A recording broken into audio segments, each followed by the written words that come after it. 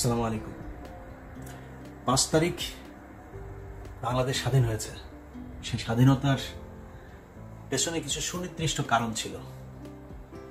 জাতি একটা জায়গায় একমত হয়েছিলেন যে কয়েকটা ঘটনা এই জায়গাগুলো ঠিক করতেই হবে। সেটার মধ্যে সবচেয়ে বড় হচ্ছে ভারতকে এই দেশ থেকে বিতাড়িত করতে হবে। শেখ মুজিব আওয়ামী লীগ এটার নামে এই দেশে আর রাজনীতি করা যাবে না।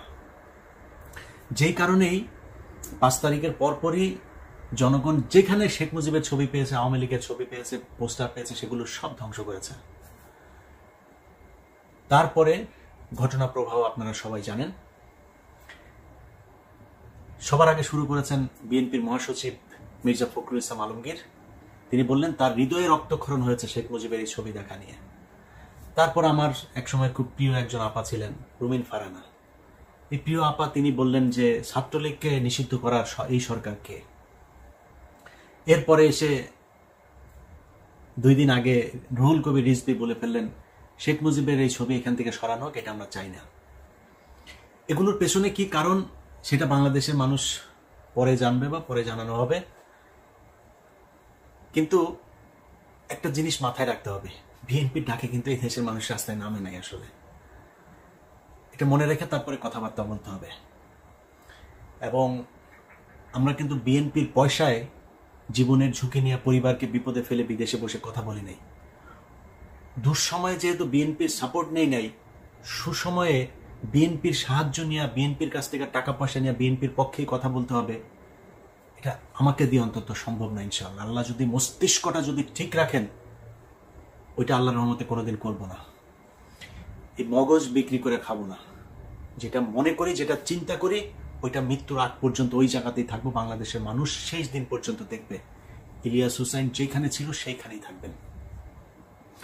অতএব আপনারা যদি মনে করেন ভারতের পক্ষে থাকবেন, আওয়ামী লীগের পক্ষে থেকে তারপরে আপনারা রাজনীতি করবেন, 2001 থেকে 5 পর্যন্ত আসলে এত বিশাল ভালো কিছু করেন নাই। সরি, আমার একদম এইভাবে বলতে ইচ্ছা করেনি, কিন্তু বলে ফেললাম। এত ভালো কিছু করেন নাই যে আপনাদের জন্য বাংলাদেশের মানুষ রাস্তায় নামবে।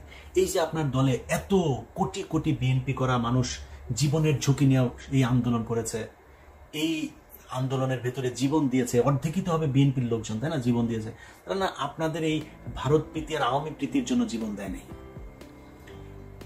আপনারা যদি নাকি জনগণের সামনে স্পষ্ট করতে না পারেন, তাহলে আমরা কনফিউজ হব। আপনাকে স্পষ্ট একটা পক্ষ অবলম্বন করতে হবে। আপনি ভারতের পক্ষে, আওয়ামী লীগের পক্ষে নাকি না, এটা আমাদের জানা খুব জরুরি। এই মুহূর্তে কনফিউজড হয়ে থাকলাম, বাট আমার মনে হয় খুব সহসায় আমরা এটা জেনে যাব, তখন আমরা আমাদের মতামত জানাই দেব। এই দেশের মানুষ, যারা সাধারণ মানুষ আপনাদেরকে ভোট দেয়, রাজনীতি করে না, তারাও না আওয়ামী বিরোধিতা করে, তাই বিএনপির দলে ভোট দেয়। এমনিতে বিএনপি করার কোনো কারণ নেই, অন্য কোনো কারণ নাই আসলে ওরকম। তো সেই জায়গাটা যদি নষ্ট করেন না, তাহলে সামনে বিপদ হবে। কয়েকটা জায়গা যদি বলি যে এই যুদ্ধটা কেন হয়েছিল, মিডিয়ার হত্যাকাণ্ড, সেটার বিচার হইতে হবে। কমিটি গঠন করার কথা বলা হলো, এখন পর্যন্ত কিছুই করা হয়নি। কয়দিন আগে স্বরাষ্ট্র উপদেষ্টা বললেন ওইটা নিয়ে এখনো তারা চিন্তা ভাবনা করছেন, ফাইনাল কিছু হয় নাই।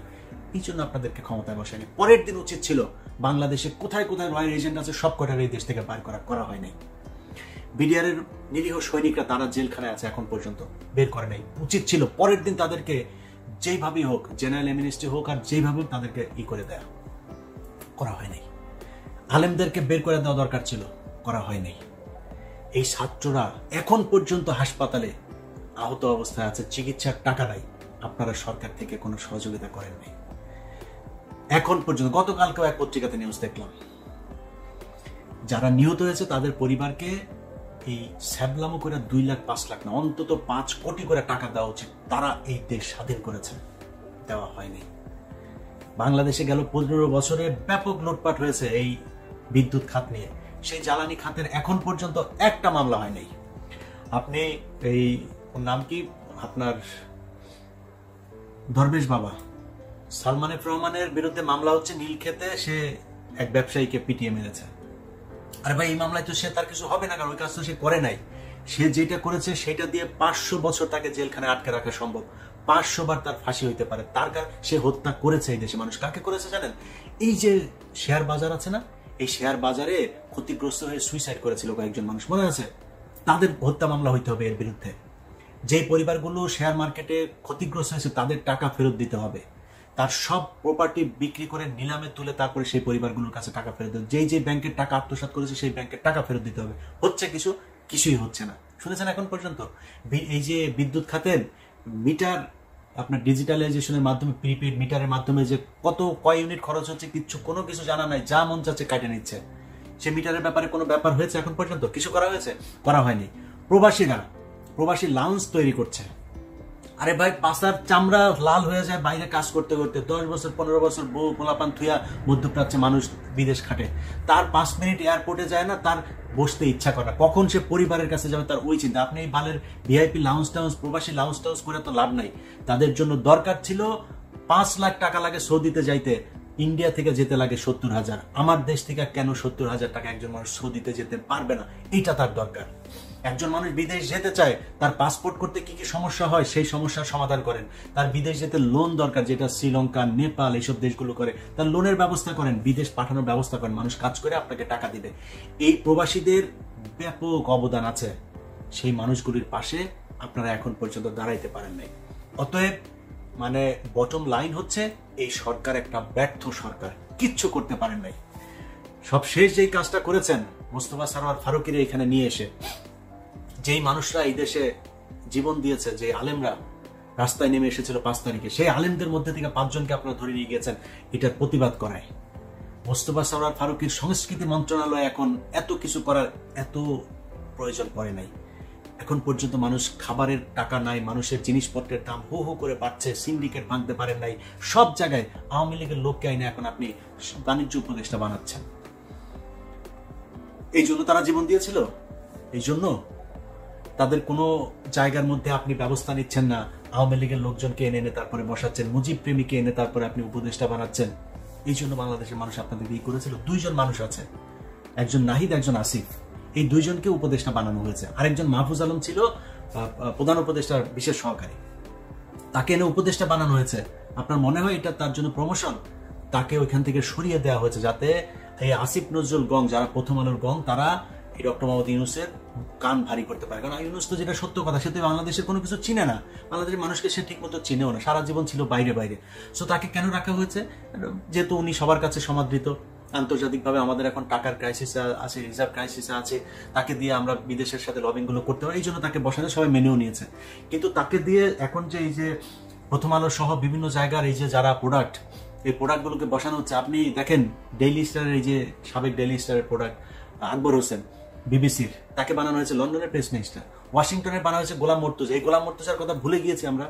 2018 সালে নির্বাচন পর্যন্ত সে যেইভাবে নেকেড ভাবে ন্যাংটা হইয়া তারপরে আওয়ামী লীগের পক্ষপাতিত্ব করেছিল, 18 নির্বাচনের পরে সে চোখ, তাকে সুশীল বানায় এনে বসানো হলো কোথায়? ডেইলি স্টারে। সে আওয়ামী লীগের বিরুদ্ধে কথা বলে, এগুলো আমরা বুঝি না? এগুলো রয়ের প্ল্যান বি এর অংশ। তাদেরকে এখন এই জায়গায় নিয়ে বসানো হচ্ছে। অতএব যারা মনে করছেন যে বাংলাদেশ স্বাধীন হয়ে গিয়েছে এবং এদেরকে দিয়ে ভালো কিছু সম্ভব, আমি আপনাদেরকে গ্যারান্টি দিয়ে বলে রাখলাম যে এই যারা উপদেষ্টা হয়েছে তাদের ব্যাপারে আপনাদেরকে ব্যবস্থা নিতে হবে। তাদের বিরুদ্ধে যদি প্রয়োজন হয় তাহলে মাঠে নামতে হবে, মাঠে নেমে তাদের ব্যাপারে, তাদের বিরুদ্ধে আবার ফের যুদ্ধের ডাক দিতে হবে। আমি মনে করি যারা ছাত্র আছে, ছাত্রদের থেকে আরো বেশি প্রতিনিধি উপদেষ্টা পরিষদে যেতে হবে, যারা জীবন দিয়েছে, যারা ওই সময়, আমরা এখন শুধু 2 জন উপদেষ্টাকে বাইরে দেখছি, বাকি উপদেষ্টারা নাই। তারা তো জীবন দিতে এসেছিল, তারা কোথায়? তাদেরকে উপদেষ্টা বানাতে হবে। ডক্টর কনক সারোয়ার, পিনাকি ভট্টাচার্য, তাদেরকে উপদেষ্টা বানাইতে হবে। মানে আমার নামটা আমি বললাম না, কারণ হয়েছে যে আপনারা আবার মনে করেন না যে আমি আমারটা মানে আমি হইতে চাই, এই জন্য আমারটা আবার আরেকজন বলবো, এই জন্য না, আমারটা বলে রাখি। এটা হচ্ছে আমি আপাতত দেশে যাচ্ছি না, এই কারণে আমার কোনো উপদেষ্টা হওয়ার যোগ্যতাও যদিও আমার নাই, বা কোনো পদে দিতে চাইলেও আমি সরকারের কোনো পদে যাবো না, এই সরকারের কোনো সুযোগ সুবিধা আমি নিব না। সো আমি যাচ্ছি না আর কি। যে কারণে আমার মনে হয় এই মুহূর্তে একজন মানুষ আছে, আসিফ মাহতাব থেকে শুরু করে এই ডক্টর কনক সারোয়ার, পিনাকি ভট্টাচার্য সহ যারা ওই সংগ্রামে সরাসরি সরকারের বিরোধিতা করেছে, যারা জীবন বাজি রেখেছে, নিজেকে বিপদে ফেলেছে, তাদেরকে উপদেষ্টা পরিষদে আনতে হবে। আর এই বুইরা খাটাসের বাচ্চাগুলো যেগুলো আছে এখন উপদেষ্টা, এদের মধ্যে কেউ যদি জ্ঞানী থাকে বা আমলা টামলা তো কিছু লাগবে, ওদেরকে পরামর্শক হিসাবে রাখা যাইতে পারে। এর বাইরে জায়গা ছেড়ে দিতে হবে যুবকদের সামনে, কারণ এই যুবকরা তারা এই দেশ স্বাধীন করেছে। আপনার যদি কোনো কিছু পরামর্শ দেওয়ার থাকা, আপনি অ্যাডভাইজার হিসাবে থাকেন, ওই উপদেষ্টার অ্যাডভাইজার, আপনি সরাসরি উপদেষ্টা হইতে পারবেন। কারণ এই বুড়ার বাচ্চাগুলো একটা আজ পর্যন্ত কোনোদিন এই 15 বছরের শাসন আমলে একটা হাঁচি দেয়নি। একমাত্র ডক্টর মোহাম্মদ ইউনূস, তার বিরুদ্ধে তাও শেখ হাসিনা মামলা করেছিল, তাই তার সাথে ব্যক্তিগত বিরোধ ছিল। এছাড়াও শেখ হাসিনার সাথে তার কোনো সমস্যা ছিল না। বাকিগুলো যেগুলো আছে তাদের সাথে কোনো সমস্যা ছিল না, বরং বেশিরভাগই এই শেখ হাসিনার কথা শুনে তারপরে তারা কাজ করেছে। অতএব তারা উপদেষ্টা হবে কিসের জন্য? উপদেষ্টা যারা জীবন দিতে চেয়েছে তারা হবে, যারা স্বাধীন করেছে তারা হবে। অতএব একদম আমাদের বক্তব্য স্পষ্ট, এই জায়গা যতক্ষণ পর্যন্ত ঠিক না করা হবে ততক্ষণ পর্যন্ত যুদ্ধ চলতে থাকবে। এবং গত এই 2-3 দিনের যে অবস্থা, তাতে প্রকাশ্যে বলে রাখলাম, আমরা এখন থেকে আবারও বিপ্লবী। এই সরকারের কোনো কাজে কোনো ধরনের সহযোগিতা আমরা করতে চাই না, আমরা সব কিছুতে তাদের বিরোধিতা করতে চাই, যতক্ষণ পর্যন্ত না এই উপদেষ্টা ফারুকী, বশির সহ যারা আওয়ামী লেসপেন্সার যারা আছে তাদেরকে বাদ দিতে হবে, এবং ছাত্রদেরকে ডক্টর কনক সারারি, পিনাকি সহ ছাত্রদের থেকে কয়েকজন প্রতিনিধিকে সেখানে নিতে হবে, এবং মাহফুজ আলমকে আবার ফের প্রধানমন্ত্রীর বিশেষ সহকারী হিসেবে নিতে হবে, এবং নাহিদ এবং আসিফ তাদেরকে আরো ক্ষমতা দিতে হবে, তারা যেন সংখ্যালঘু হয়ে না থাকে। আসিফকে আমরা দেখেছি একমাত্র সবচাইতে বেশি তিনি ভোকাল ছিলেন এই শেখ মুজিবের ছবি টবি এগুলো সরানোর ব্যাপারে, তাকে কর্নার করে রাখা হচ্ছে। তাকে আরো ক্ষমতা, যেই সব ইয়েগুলো তো আছে, সেটা হতে পারে স্বরাষ্ট্র, হতে পারে অন্য এই ধরনের প্রভাবশালী কোনো একটা ইয়েতে তাকে দিতে হবে। আগেই বলেছি যে এদেরকে দিয়ে যদি মনে করি এদের হয়তো অভিজ্ঞতা নাই, অভিজ্ঞতার জন্য পাশে তাদের ইয়ে থাকুক, কিন্তু মূল পদে তাদেরকেই থাকতে হবে। এটা আমাদের বক্তব্য। এবং আমি হাসনাত এবং সার্জিস তারা যে আন্দোলনের ডাক দিয়েছে, আবারও সেই আন্দোলনের সাথে একাত্মতা ঘোষণা করছি, এবং বাংলাদেশের মানুষের কাছে আমাদের অনুরোধ থাকবে, তারা যখন যেটার ব্যাপারে আপনাদেরকে বলবে, আপনারা বাংলাদেশের জনগণ তাদের পাশে থাকবেন, কারণ আপনাদের সরকার এটা না। এরা আবারও ভারতের সেই কুচক্রী মহলকে এই উপদেষ্টা মণ্ডলীতে ঢুকিয়ে, তারপরে আপনি ফারুকের অবস্থাটা শুধু দেখেন। ফারুকি ফারাজ নামের যে সিনেমা তিনি করেছিলেন সরাসরি ভারতের টাকায়, এবং সেই সিনেমাটা মুক্তি পেয়েছে আগে ভারতে, বাংলাদেশে মুক্তি পেতে দেওয়া হয়নি। তারপরে ভারতে অনেক সমালোচনা করে দাড়ি টুপিকে বিকৃতভাবে উপস্থাপন করা হয়েছে, এবং তার বিভিন্ন নাটক সিনেমাগুলোতে এই পর্যন্ত এই দাড়ি টুপির পেছনে দাঁড়িয়ে একদম 24/7 গাঁজা খাওয়া একটা ছেলে হচ্ছে এই লোকটা, এই যে ফারুকি। বিশ্বাস না করলে এটা জিজ্ঞেস করেন যারা যদি মিডিয়াতে পরিচিত, 24/7 গাঁজার উপরে থাকে, এবং বিকৃত যৌনাচার এই ব্যক্তি, সরাসরি লেসবিয়ান, তারপরে কে, এগুলোকে প্রমোট করেন, এবং তার বিভিন্ন নাটক সিনেমাতেও এগুলো তিনি প্রমোট করে থাকেন। পরকীয়া থেকে শুরু করে যত ধরনের অসামাজিক কার্যকলাপ, বিকৃত রুচি, বিকৃত কথাবার্তা, বিকৃত গালি এই নাটকের মধ্যে প্রমোট করা ব্যক্তি হচ্ছে এই ব্যক্তি। তাকে এনে উপদেষ্টা পরিষদে বসানো হয়েছে। সো এই সব কিছুই হচ্ছে বাংলাদেশের বিরুদ্ধে, বাংলাদেশের ইসলামের বিরুদ্ধে এবং ভারতের পক্ষে। তবে আপনাদেরকে এই যুদ্ধে, যেটা আগেও আমরা জানি যে স্বাধীনতা অর্জনের চেয়ে রক্ষা করা কঠিন, আমার মনে হয় রক্ষা করার সেই কঠিন যুদ্ধটাতে আপনাদেরকে প্রস্তুত থাকতে হবে। আল্লাহ হাফেজ।